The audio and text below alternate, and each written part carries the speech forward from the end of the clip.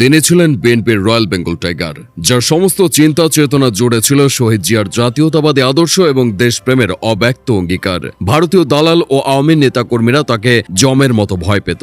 একটা সময় দেশের রাজনীতিতে রীতিমতো হইচই ফেলে দেওয়া এই বিএনপি নেতার নাম হলো এম ইলিয়াস আলী। নিজের দেশ ও দলের স্বার্থ রক্ষায় যিনি ছিলেন ইস্পাতের ন্যায় দৃঢ়, আর এই দৃঢ়তায় দিন শেষে তার জন্য কাল হয়ে দাঁড়িয়েছিল নানা ফন্দি। এটাও যখন বিএনপির এই বজ্রকণ্ঠী নেতাকে কোনো মতে দমানো যাচ্ছিল না, তখন রাতের আঁধারে তাকে গুম করার সিদ্ধান্ত নেয় দুষ্কৃতিকারীরা। 2012 সালের 17 এপ্রিল সেই যে তিনি গুম হলেন, আজ পর্যন্ত তার কোনো হদিস মেলেনি। তবে সাম্প্রতিক বিভিন্ন অনুসন্ধান বলছে ইলিয়াস আলীর গুমের পেছনে সরাসরি জড়িত রয়েছেন তৎকালীন প্রধানমন্ত্রী শেখ হাসিনা। এমনকি এই কাণ্ডে নাকি ভারতেরও ইন্ধন রয়েছে। সেই আলাপে একটু পরে আসি। আগে বিএনপির প্রবীণ এই নেতার রাজনীতিতে উঠে আসার ইতিহাসটা একটু জেনে আসি।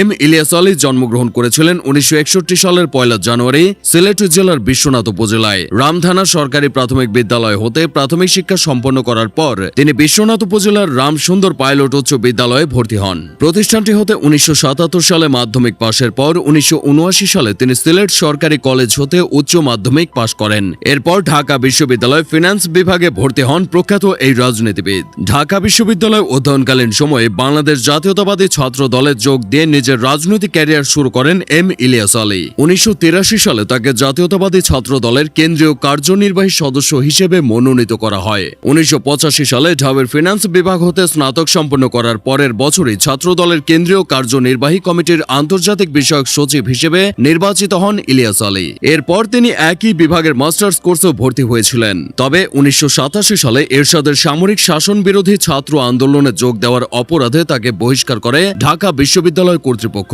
পরের বছরই সরকার বিরোধী আন্দোলনের দায়ে গ্রেপ্তার হয়ে প্রায় 7 মাস জেল খেটেছিলেন ইলিয়াস আলী। তবে জেল জুলুমের ভয় দেখিয়ে তাকে দমিয়ে রাখা যায়নি। বিএনপির কল্যাণে তিনি নিজের জীবন পর্যন্ত উৎসর্গ করে দিতে প্রস্তুত ছিলেন। আর তার এই ত্যাগী মনোভাবই ভবিষ্যতে তাকে বিএনপির বড় নেতা হিসেবে প্রতিষ্ঠিত হতে সাহায্য করেছে। 1992 সালে এম ইলিয়াস আলীকে ছাত্র দলের সাধারণ সম্পাদক হিসেবে নির্বাচিত করা হয় এবং 2001 সালের 6ষ্ঠ জাতীয় সংসদ নির্বাচনে তাকে সিলেট 2 আসন হতে ধানের শীষের মনোনয়ন দেওয়া হয়। সেই নির্বাচনে তিনি বিপুল ভোটে জয়লাভ করে প্রথমবারের মতো সাংসদ নির্বাচিত হয়েছিলেন। এরপর 2010 সালে সিলেটবাসীর এই প্রাণের নেতাকে বিএনপির সাংগঠনিক সম্পাদক হিসেবে নির্বাচিত করা হয়। তখন থেকে তৎকালীন আওয়ামী সরকারের দুর্নীতি, দুঃশাসন ও ভারতপন্থী বিভিন্ন সিদ্ধান্তের বিরুদ্ধে এক বলিষ্ঠ কণ্ঠে পরিণত হন ইলিয়াস আলী। সে সময় তার রাজনৈতিক দাপটে ক্ষমতাসীন আওয়ামী লীগ সরকারের রীতিমতো জবুথবু অবস্থা হয়ে গিয়েছিল। পাশাপাশি ভারতীয় দালালদের কাছেও মূর্তিমান এক আতঙ্কে পরিণত হয়েছিলেন তিনি। তবে 2012 সালের 17 এপ্রিল বনানীর সাউথ পয়েন্ট স্কুলের সামনে থেকে গুম করা হয় ইলিয়াস আলী ও তার ড্রাইভারকে।